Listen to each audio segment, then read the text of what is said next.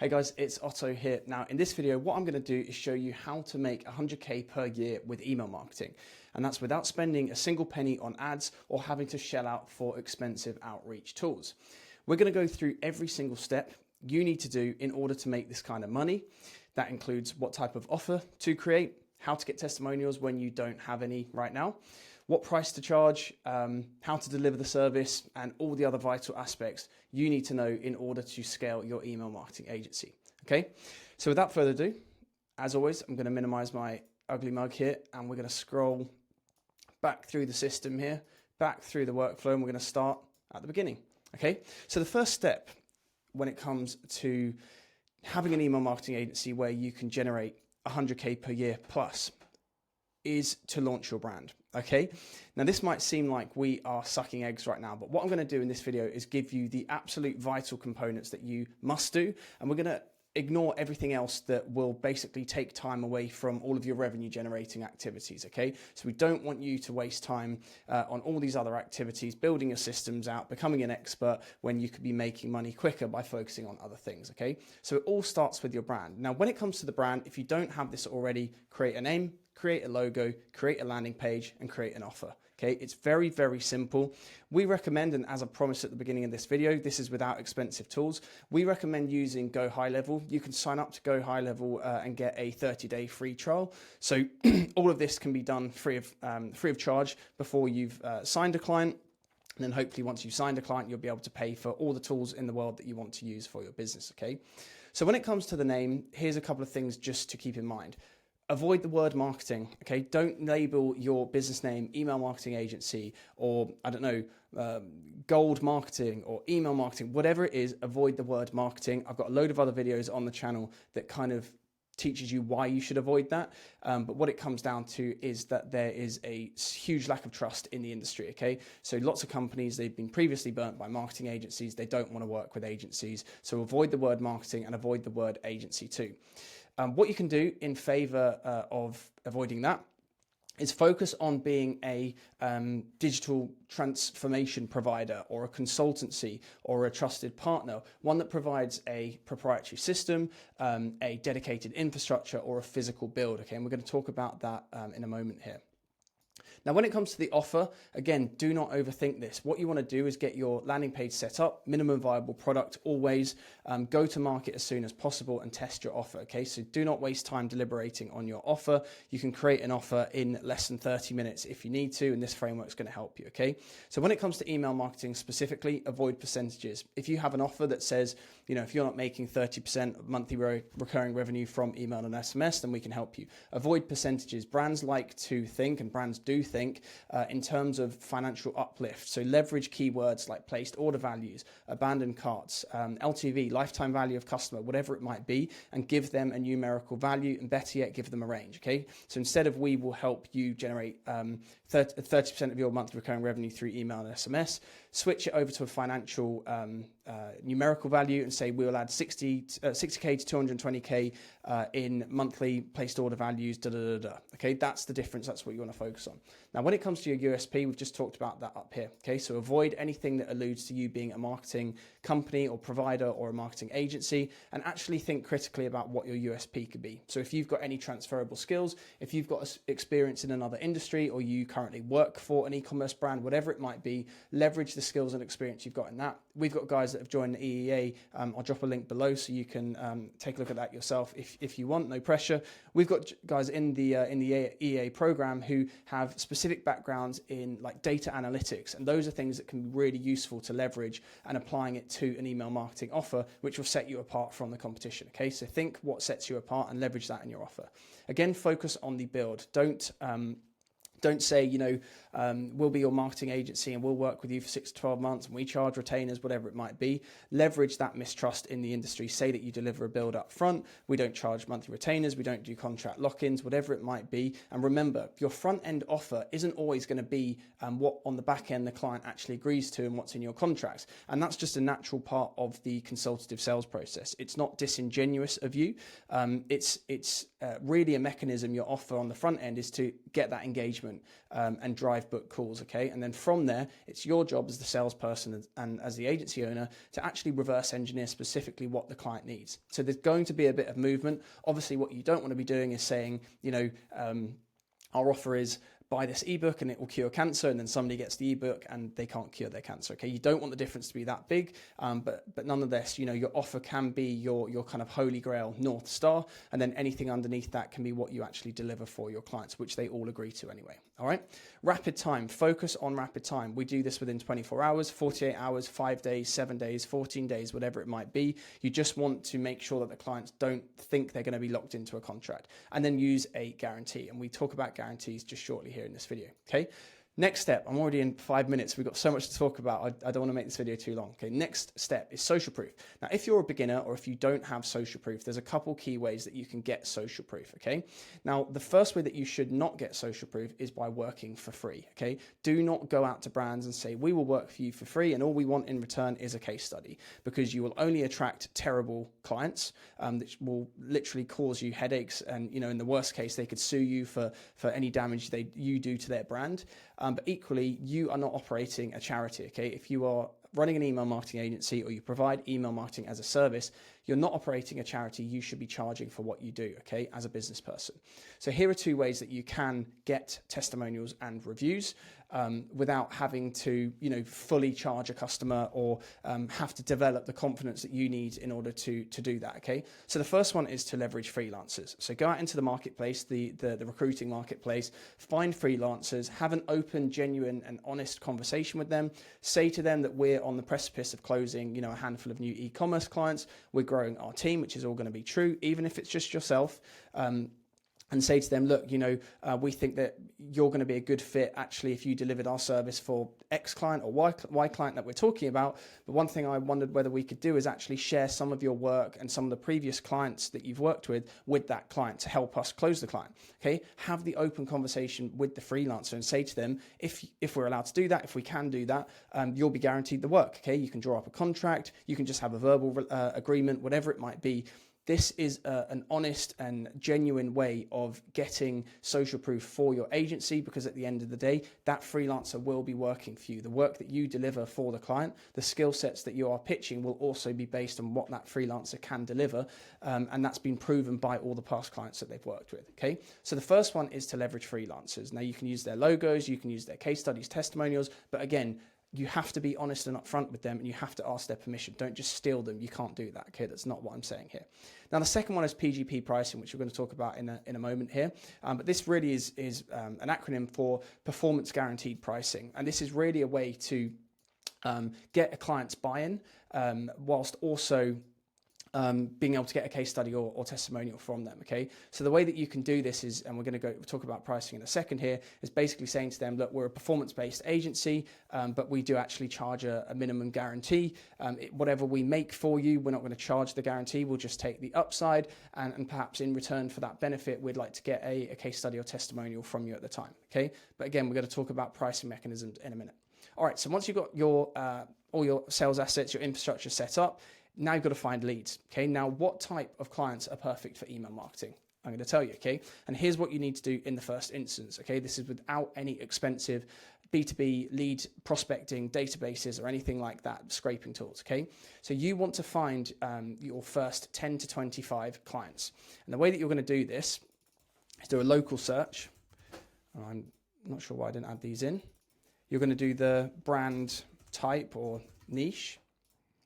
And then you're going to use a tool called Built With, which is free, Built With or Wappalizer, which is free again, okay? And what you're going to do is basically Google your local area, say you're in Manchester, Google a niche or a type of e-commerce brand, so menswear, and find local e-commerce companies, okay? So in the e-commerce space, we're obviously working with clients that are all around the world. That's the benefit that we have as email marketers running email marketing agencies. But one thing that kind of doesn't help us do is it makes us miss the forest for the trees. And we actually forget that where we live in the local town, there's going to be warehouses, there's going to be retail stores, there's going to be a load of shops that have e-commerce, back ends to their brands that you could actually build a relationship with. And this is a great way to leverage that kind of local trust that you can reach out to them and using. And I've got loads of other videos on the channel with scripts and stuff that will help you do that. But once you've done that and you found their website, you then can use one of these tools. It's a free Chrome plugin. You basically land on the client's website, you then click the plugin, and it will show you what tech they are using with that website. So you can just check, are they using Shopify? Do they have Klaviyo integrated? Do they have MailChimp? Whatever it might be. And that's going to help you do, is basically start customizing your outreach scripts, which is the next step here. But before we do that, just to get even more granular with qualifying the types of clients that you want to work with your top 10 to 25, these 4 elements here are going to be a real good starting point for you, okay? So what you want to do is focus on brands that have at minimum 20,000 active profiles, okay? So these aren't necessarily list subscribers. These are active customers or customers that have been active at one point in time that is in the client brand's database, okay? It's within their Shopify account. Basically, what you don't want to do is try and outreach a brand that haven't had any customers, haven't made any sales yet, all right? The second kind of prospecting variable here and filter is make sure that the brand has multiple products, okay? What you don't want to do necessarily at this stage of your journey is find brands that are in their research and development phase. Maybe they've only got one hero product and they don't have, a large number of SKUs. And a large number of SKUs, a huge product catalog, is going to help you in your service delivery, which we'll talk about in a moment here. When it comes to all of the flows, cross-selling, downselling, upselling other related products. The third element here for the filter for finding these top 10 to 25 is a good social media presence. That's important for UGC, user-generated content, reviews, selfies, things like that, visual media that you can use in your campaigns and your flows. And then another point here, just to filter for, is that they've got, anywhere up to 10 employees. Okay, so again, you want to avoid those companies that have got, maybe a single founder or there's just 2 co-founders, but then you don't want to try and approach companies that are too large for where you are right now. All right, so when you've done that, now we need to focus on outreach. And when it comes to outreach, you need domains, okay? So the core of your outreach is going to be cold email. In order to do cold email, you need domains that you can have email accounts for so that you can actually send said emails, okay? Now, if you don't have domains, here's what you need to do, and here's what you need to do so that you avoid having to spend money on expensive softwares, all right? You need to go to GoDaddy or any of the domain providers. We just use GoDaddy. You want to buy 3 to 5 domains. On each domain, you want to set up 1 to 3 users, and you want to make sure that those domains, the actual wording in those domains makes sense and is not spammy, okay? So typically what you're going to have is your hero domain. So that could be, autogrowth.com, whatever. And then from there, you're going to have a few other burner domains, which will be a variation of that domain, okay? So if it's I don't know even what I said then, autogrowth.com, you're going to say try autogrowth.com or get autogrowth.com or autogrowthlive.com, okay? Those are going to be your burner domains. The hero domain is your holy grail domain that you keep clean and that you use for all of your client interactions and basically any scenario where you have to guarantee the email gets through to the client, okay? These burner domains are ones that you can just burn. They can be reported to spam. They can go to spam folders. They can take a hit on their deliverability, and you can then rinse and repeat, all right? So what you can do as well with these domains, now when I first started out, I sent out emails manually, okay? So I was sending out 10 to 25 emails manually on these burner domains. Actually, I wasn't doing them on the burner domains. I was doing them on my own domain. So I had one domain and I was sending 10 to 25 emails out every single day to my top 25 brands, okay? Now that obviously led to a point where, times were slightly different there with the cold email deliverability space and kind of infrastructure and how sensitive it is. But that's not the way to do it, okay? The way to do it is to technically warm your domains. If you don't want to pay for a tool like Instantly, you can use a tool like mails.ai where you can actually sync your domains and warm them for free, okay? When you start sending campaigns, you're going to have to pay for that, but this will help you for free warm your domains. You can wait 2 to 3 weeks if you have that time, and then you can send out more volume, all right? But in any case, just get sending emails. Don't worry about technical deliverability. Don't worry about being reported to spam. You have to go out there. You have to get out into the marketplace ASAP. And this is what I did. This should move over to here. So instead of warming the domains, I just simply opened a Gmail account and I started blasting. All right. So when it comes to cold email, we talked a little bit about this manually. Focus on hitting a target of 10 to 25 cold emails per day. And then what you want to do is make sure that you follow up. Now you can follow up on a range of different platforms, but when it comes to e-commerce brands, don't just follow up on social media to the generic brand pages, because they get spammed thousands of times a day by 15-year-olds in their mom's basement in every single country. You have to do something different, okay? Go where the decision makers actually are, and that typically the first port of call is LinkedIn, okay? Now, when it comes to LinkedIn, what you want to do is send a connection request, okay? So it's not rocket science. And when that connection request has been accepted, you want to send them a message, okay? If they reply, follow up quickly. You have to be on it, all right? Now, if you are waiting for the connection request to be accepted, or it has been accepted in any case, view their profile, view it every day, view it multiple times a day, and they'll get a notification on LinkedIn that you have that you've spent some time on their profile. Like their recent posts, and or send them an email. Okay, so depending on what LinkedIn account you might have a free trial. Send them an email, and in that email, what you're going to do is hit them with your offer. Okay. That's what you're going to write. So you not only put your offer on your landing page, you put it in your cold emails and your LinkedIn outreach too, okay? So in any case, just follow up. You can't expect to send one cold email and get a reply, okay? Times have changed, and typically what we are finding now is that it will take you at least 7 to 9 touch points. So the 7 to 9 touch points rule used to apply to actually closing a client. Really what this applies to now is actually booking a call. So it's going to take you 7 to 9 actual physical tangible touch points with the prospective client in order to then get them into an environment where they trust you and they feel like they can warrant a phone call with you, okay? And that's where the next step in the process comes to building an agency to this scale, okay? So the next step is sales calls. Now, what do you do with your email agency when it comes to sales calls? I'm going to tell you, okay? The first port of call is to book the client on an intro call. Now, the intro call is a very short call. It's 15 minutes. We've had great success with our scripts where we literally say we need 3.5 minutes of your time or 4 minutes of your time. I've got 2 questions I need to ask you, but I can't do it on email. Get them on a call, whatever time you've pitched them on the call. If it's 8 minutes and you get to 8 minutes, say to them, honor that 8 minutes. Say, look, we've hit 8 minutes. I'm really sorry. Are you in a position to go over a couple of minutes? And 9 times out of 10, they're gonna say yes. And in doing that, being fully transparent and upfront with them, you're going to build trust that you can leverage when it comes to the pitch and the close. Okay. So on the intro call, 3 things you need to do. You need to qualify the prospect, get account access, and then book a longer call. Do not hang up from the intro call and then email them to book a call or schedule a time. Do it physically while you are seeing them face to face on the call. All right. Qualifying the prospect, you would have done somewhat with your prospecting anyway, getting your ideal 10 to 25 client list in the first place. You would have got a good idea of, using these search parameters like I gave you here. You're going to have a good idea of how qualified they are. Okay, so these will help you qualify them or see if they're not qualified.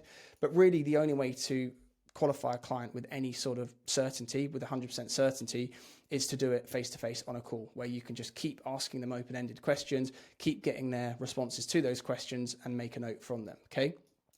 Now, the second element of the intro call is to get account access. Now, this is important if you are offering to provide the client with an audit. All right. Now, when it comes to the audit, you need to get access to their Klaviyo account, and the type of access that you need, all they need to do is go in the bottom left-hand side of their Klaviyo account. They need to go to their organization, select users, and then add your email address, your Klaviyo account email address as an analyst. Okay. And what that's going to do and what you need to make apparent to your prospective client is that that's not going to give you any access to billing. That's not going to allow you to change anything or schedule anything. It's simply going to give you a top-level view of performance of their account. And the performance of their account is what you're then going to bring to the next longer call, which we call a demo call or a discovery call or assessment call or sales call, whatever you want to call it. All right. So when it comes to the audit, again, do not overthink it. It's a general assessment. You need to pull out key metrics, key pieces of data that you can then leverage, take into your discovery call over here, and then basically build into a scope and put a price to it. Okay, so the first port of call is just to check overall performance. Is the brand generating over 30% of their monthly recurring revenue from email and SMS? If they're not, then here's what you need to do. You need to look at their flows. You need to look at their campaigns, look at all their design templates, look at their segmentation strategy, and then see if there's anything else from a technical standpoint that they could improve. Now, when it comes to the audit, again, I've got other detailed videos on the channel, but I'm just going to run you through step by step how to conduct a very quick Klaviyo audit. All right. So when it comes to the flows, check the number of flows they have. Do they just have foundational flows? Is there just a welcome series? Do they have an abandoned cart? Have they missed out the browse abandonment flow? Do they have advanced flows? Do they have third-party service providers and softwares integrated with their flows? What about subscription billing? What about reviews and testimonials? Get an idea of the number of flows they have, the types of flows, what integrations they have, and if there's any current issues. Okay, so go into their flows, see if there's any issues with how those flows are actually performing and sending. Check the flows that aren't generating revenue and make a note of it. Okay, so very simple. Find the problems, note them down, and then provide a solution for your assessment and analysis and audit call. Okay. Trying to rush through this. We've got so much to get through. All right. So the next point here is look at their campaigns. Look at how frequently they are sending campaigns. Look at the type. Okay. Are they over promoting? Have they got one single product that they are putting in their campaigns day in, day out and doing email blasts, hemorrhaging their deliverability and, estranging their audience? Okay.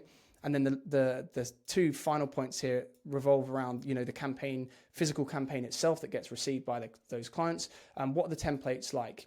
Are they up to date? Are they built to e-commerce best practice? And what's the copy like? Is there spelling mistakes, grammar, any and all problems you find, note them down, okay? Don't take them for granted. Don't just think, the client will know this, it's just a spelling mistake.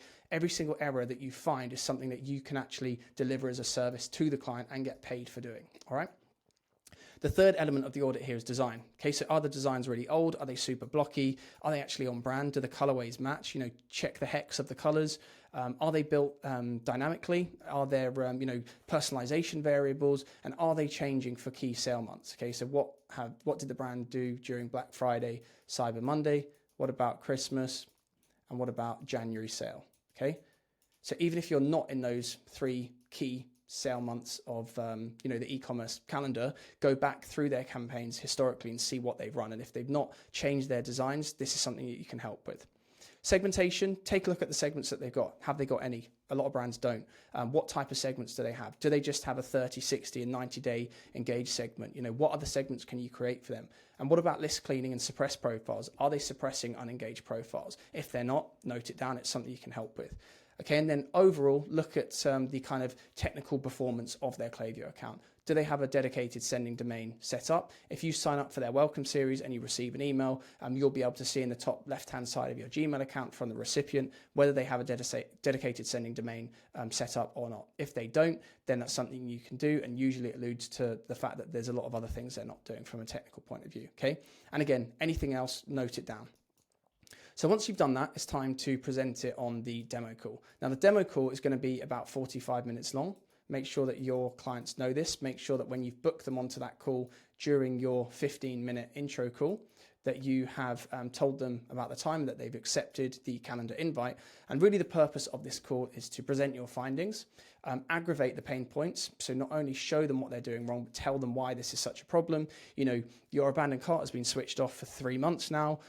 If we switch this on, or if this was switched on 90 days ago, you would have actually made an extra 30K per month. So simply not having somebody manage not having a technical expert manage your Klaviyo account and manage all of your email and SMS marketing, you've lost 90K over the last 3 months. Okay, so we would have saved you that money.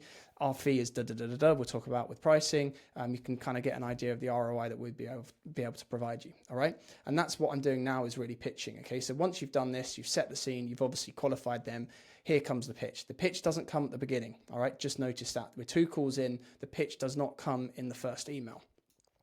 Now, when it comes to pricing, there's a few options that you can implement. All right, I've got a number of different videos on the channel that show you our kind of unique pricing mechanisms, but I can summarize them as such. Now, the first one, the one that we recommend, is an infrastructure build. Now, this is where you deliver in a short period of time what all of your other competitors, all typical normal marketing agencies, will oftentimes over deliver and over promise, but actually fail to give the customer. Okay, so normally they will say, oh, we'll do 2 flows a month or 1 flow a month, and you'll work with us from 7 to 12 months on a retainer that we lock you into, and they either do that or don't do that, and it doesn't produce results. It's the kind of cadence of work is not enough to actually produce results. So you come in, you say, look, we can actually do what your marketing agency will over promise but fail deliver in 7 to 9 months. We do it in 24 hours. Okay, and you build out all of their flows. Again, go through my channel, go through all the videos I've got on email marketing. I show you exactly how to do that. And in return, you're going to get paid $6,000 to $12,000 upfront, cash collected before you lift a finger for the service delivery. Now, these are the other kind of 2 traditional routes that you might be struggling with. Now, with retainers and project-based work, one thing I don't recommend is doing project-based work. Only do that if it's a way for you to get a toe in to the door with the client and you can over-deliver, build a load of trust and upsell them an infrastructure build or a monthly retainer. When it comes to retainers, you don't want to be messing around with anything less than $5,000 per month or brands that can't afford to pay you that. And if you're struggling, again, you can leverage PGP pricing, okay? So performance guarantee pricing, where you basically say to the client, we work on a performance basis. At the end of the month, we're going to bill you 5 to 25%. Some of our clients, it's even 50% of the upside that they've generated for their client brands, but actually as a minimum guarantee, just to cover all of our costs and our staffing and to make sure that we can be on call for you, the minimum billable amount is $2,000 per month. Okay, so this is basically something where if you the amount that you earn commission wise is more than that, you give the client the benefit of not charging that on top of it. But otherwise, if the client causes loads of delays or they don't let you schedule work live, the $2,000 minimum payment per month incentivizes them to do so. It puts a bit of pressure on the client to do so, all right? So here we are almost at the end of the video, guys, right? And well done for sticking around for this long, because I promise you, if you watch these videos, they're not, there's no flashy editing, there's no background music. This is just raw value from the trenches, okay? We're doing this day in, day out, and I promise you, if you implement this with your agency, whether you're just starting it or you're, 5 years in, this is going to help you scale. It's going to help you earn more money, okay? So when it comes to service delivery, you have 2 options. And what I'm going to do is change the color of my pen here because I'm getting bored with green. All right. So you have the option to do it yourself, or you have the option to outsource it. But in any case, what you want to make sure is that you over deliver and you over communicate. So whether you've got a freelancer or a contractor, and I just dropped a video revealing you our contractor contract and agreement that you can leverage for hiring your own members of staff. You always just want to make sure that you over-deliver and over-communicate with the client, okay? There's no such thing as too much communication. Clients will continue to trust you, continue to be happy with the service you're providing, and actually they'll be happy with you even if you're not giving them the results that they necessarily expected at that point in time if you over-communicate with them, okay? So email, text, Slack, phone calls, Looms, videos, whatever it might be, over-communicate. Now, when it comes to doing it yourself, there's 2 things you want to focus on. Really, a lot of this comes down to imposter syndrome and limiting beliefs. And what you don't want to do is think, I just need to become the best at email marketing. I need to become the best Klaviyo practitioner, and that's how I'm going to earn the most money with email marketing. Because 99% of the people that I see do that, or perhaps, they've wanted to enroll in the EEA, but then they go away and they think, no, I just want to learn email marketing. In 6-9 months, they're no longer in business and they've got a full-time job, okay? Avoid the expert trap. There's always going to be somebody out there that's got 10, 20 years plus experience on you. They're going to know more than you, but that does not mean that you cannot earn more than them, okay? And normally it's the other way around. The other way here is learning on the job, and even at every stage, even myself now, 5 years in, 6 years in now, I'm learning every single day on the job, okay? So the more you learn, the more you learn about Klaviyo and email marketing, the more you realize you don't know, all right? And that's just the curse of being an entrepreneur. The deeper you get into the game, the more you realize you have no clue, okay? It's just the curse of being an agency owner and being an entrepreneur. All right. So once you've done that and you've got your clients happy, you've got to keep them happy and you want to retain them. Okay. Now, retention is obviously about keeping your clients happy, but what that translates into is more ongoing, consistent cash flow for your business. Now, the way that you're going to generate cash flow from the initial service that you've provided is through an upsell, it's through a cross sell, or it's through a downsell. And when it comes to these 3 types of, ongoing kind of pricing mechanisms, there's various things that you can pitch. All right. So you can downsell ongoing account management, where you are responsible for the overall performance of their account on an ongoing basis. You could provide more template designs. Maybe you're coming into Black Friday or Cyber Monday, Christmas, and you can pitch the brand a total Christmas refresh of all of their designs. Maybe it's ongoing campaign management, where they're really happy with the flows that you've built, but they just don't want to write their own campaigns and manage that process. You can do it for them. Maybe they need more advanced flows, and maybe they need a load of technical help, cleaning their lists, suppressing profiles, whatever it might be. And then from there, from the profit that you have created, it's time to reinvest. Okay, so in order to take the next step in scaling, you want to pay for outreach infrastructure, get access to lead databases that you might otherwise not have been able to afford, pay for scraping tools, get appointment setters, and find better service providers. The end. All right, guys. So hopefully that's been a good summation for you. I promise you, if you follow this step-by-step process, you're going to be making money that will change your life in a very rapid period of time. So if you got value from it, subscribe, drop a comment below, and I'll catch you in the next one. All right, cheers.